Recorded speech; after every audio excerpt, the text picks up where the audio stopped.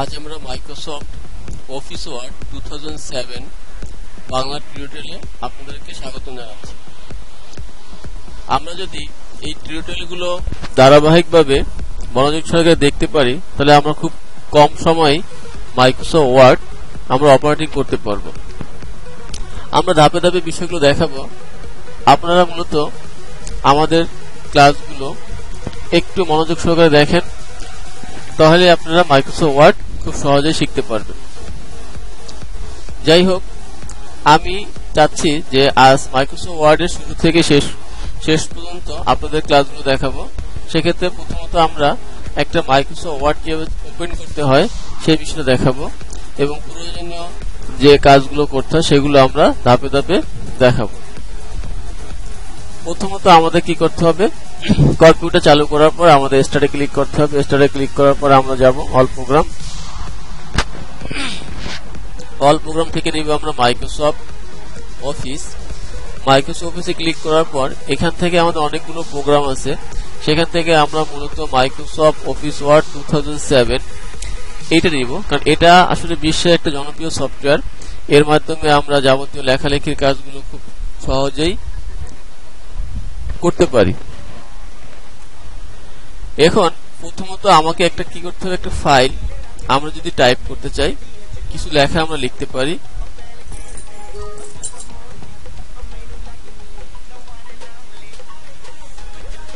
আমরা এখান থেকে প্রথমত কি করব, একটা ফন্ট সিলেক্ট করব, টাইমস নিউ রোমান। এই টাইমস নিউ রোমান ফন্টটা পৃথিবীর মধ্যে সবচেয়ে জনপ্রিয় এবং বেশি ইউজফুল একটা ফন্ট, কেননা এই ফন্টের মাধ্যমে নিউজ পেপার, ম্যাগাজিন, বই ইত্যাদি ছাপাগুলো বেশিরভাগই ছাপা হয়। তো এটা হচ্ছে আমাদের ফন্ট সাইজ। এই ফন্ট সাইজ থেকে আমরা কি করব, আমাদের প্রয়োজন মতো সাইজগুলো আমরা এখানে নিয়ে নিব। তবে যখন আমরা কোনো রিয়েল প্রিন্ট করব বা কোনো ডকুমেন্ট প্রিন্ট করতে চাই, সেক্ষেত্রে অবশ্যই আমাদের ফন্টগুলো থাকবে 12 অথবা 14।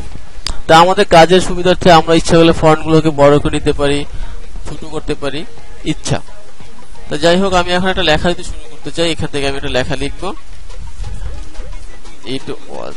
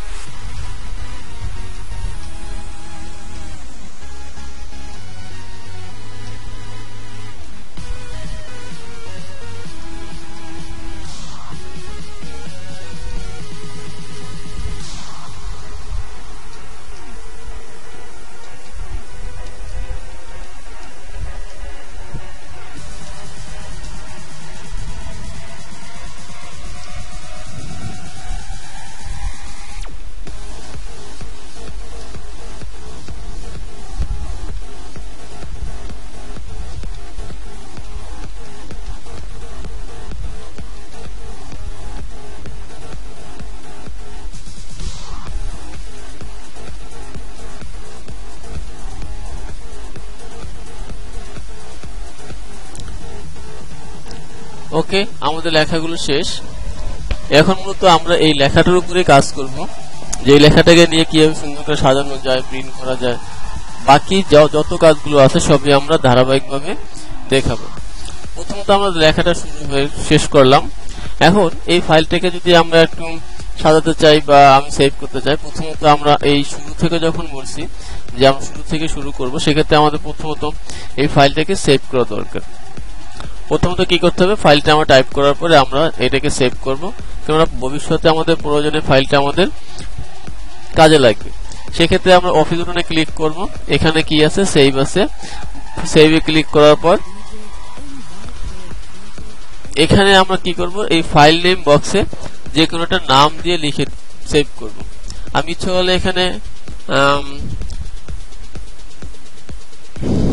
21 ফার্স্ট 21 ফেব্রুয়ারি নামে ফাইলটাকে আমরা প্রথমত ডেস্কটপে সেভ করি। সেভে ক্লিক করলাম, এই ফাইলটা কি হয়ে গেল, আমাদের ডেস্কটপে সেভ হয়ে গেছে। এখন যদি ফাইলটাকে আমরা ক্লোজ করেও দিই, পরবর্তী যদি আমরা ফাইলটাকে ওপেন করতে চাই সেক্ষেত্রে আমাদের ক্লিক করতে হবে আবার অফিস থেকে আসতে হবে কোথায়, ওপেন। ফাইলটা আমি ডেস্কটপে রাখছি, তাই আমি এই ডেস্কটপে ক্লিক করার পর এখান থেকে আমি ফাইলটাকে খুঁজে নিব। যেমন এই যে 21 ফেব্রুয়ারি, আমি যদি এটা ক্লিক করার পর ওপেনে ক্লিক করি, অথবা আমি যদি এটার উপর ডাবল ক্লিক করি, তাও কি হবে, আমার ফাইলটা ওপেন হয়ে যাবে।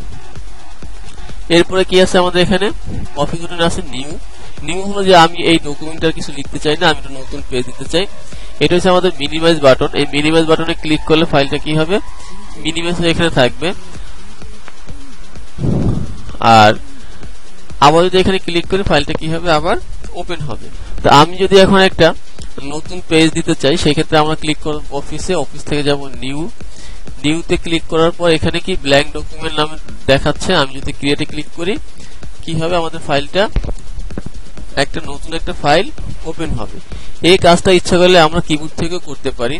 কিবোর্ড থেকে করতে হলে আমাদের কি করতে হবে, +N, মানে কি CTRL মানে কন্ট্রোল চাপ দিয়ে যদি আমরা N এ চাপি তাহলে আমাদের নতুন পেজ আসবে।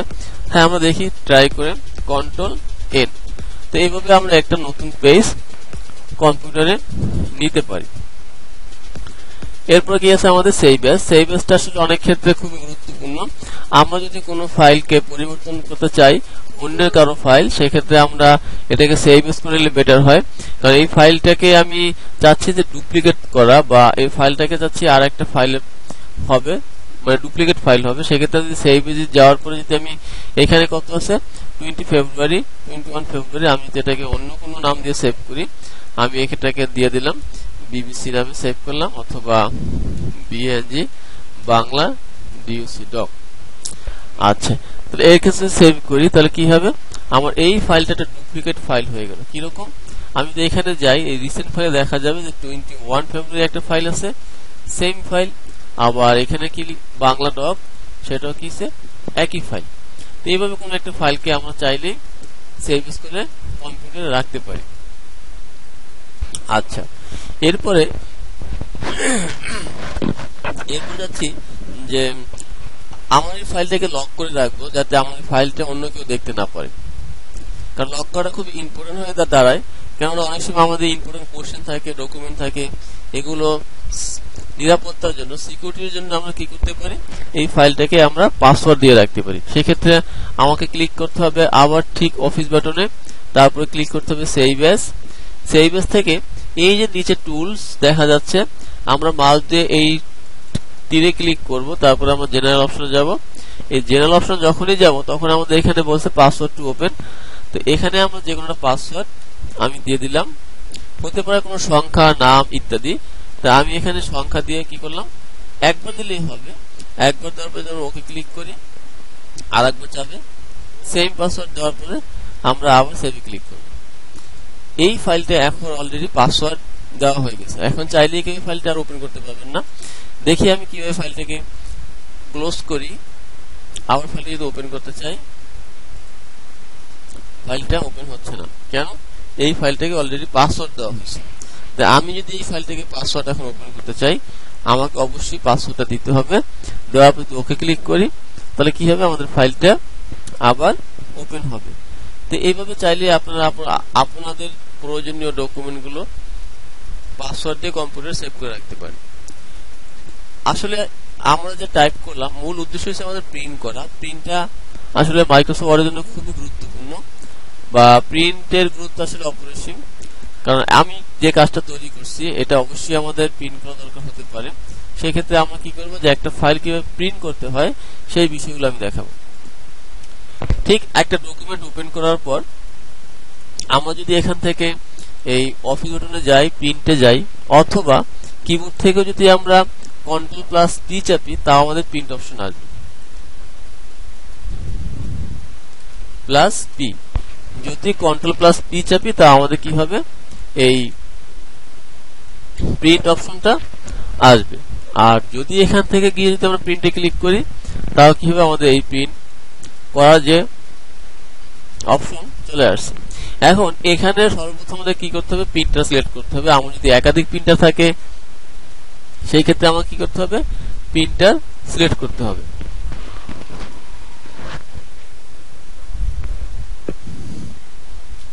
তো আমরা এখানে ক্লিক করে যে কোনো প্রিন্টার সিলেক্ট করতে পারি, আর যদি একটা প্রিন্টার থাকে সেটা ডিফল্ট হিসেবে সবসময় একটাই দেখাবে। আচ্ছা, এরপর পেজ রেঞ্জ। আমার এই ডকুমেন্টে যদি অনেকগুলো পেজ থাকে বা আমি চাচ্ছি যে আমার সবগুলো ডকুমেন্টগুলো প্রিন্ট করব, সেক্ষেত্রে অলে ক্লিক করার পর আমরা যদি ওকে ক্লিক করি তাহলে আমাদের সবগুলো পেজ একটার পর একটা প্রিন্ট হয়ে বেরিয়ে আসবে। অথবা যদি আমি কারেন্ট পেজ দিই তাহলে চলমান পাতা, মানে যেই পাতাটা আমাদের এই যে কার্সরটা ছিল, এই কার্সর এইটাকে বলা হয় চলমান পাতা। তা আমি যদি কখনো কোনো চলমান পাতা প্রিন্ট করতে চাই, সেক্ষেত্রে কারেন্ট পেজে দেওয়ার পরে আমরা যদি ওকে ক্লিক করি তাহলে ওই চলমান পাতাটাই প্রিন্ট হবে। দেন আমি যদি কখনো প্রয়োজন হয় যে আমার সবগুলো পাতা দরকার নাই, আমার 1 দরকার, 3 দরকার, 5 দরকার, আমার 8 দরকার, তাহলে কম্পিউটার কি করবে, আমাকে এই 1, 3, 5, 8 এই পেজগুলি আমাকে প্রিন্ট আউট করে দিবে। এখন আমি যদি চাই যে আমার ডকুমেন্টগুলো একাধিক প্রিন্ট হয়ে বের হবে, মানে আমি 2টা সেট বের করতে যাচ্ছি, তখন আমরা এখানে নাম্বার অফ কপিসে গিয়ে 2, 3 ইচ্ছা, আমি যদি এখানে 3 দিই তাহলে 3 কপি বের হবে, আর আমি যদি এখান থেকে 1 দিই তাহলে 1 কপি বের হবে। তো মূলত একই সবসময় দেওয়া থাকে। এখন আমাকে কি করতে হবে, ফাইনালি আমাকে ওকে ক্লিক করতে হবে। যখন ওকে ক্লিক করব তাহলে আমাদের কি হবে, এই পেজগুলো পর্যায়ক্রমে প্রিন্ট হয়ে বেরিয়ে যাবে। বাট এই কম্পিউটার প্রিন্টার নাই, প্রিন্টার থাকলে অবশ্যই প্রিন্ট হতো। আচ্ছা,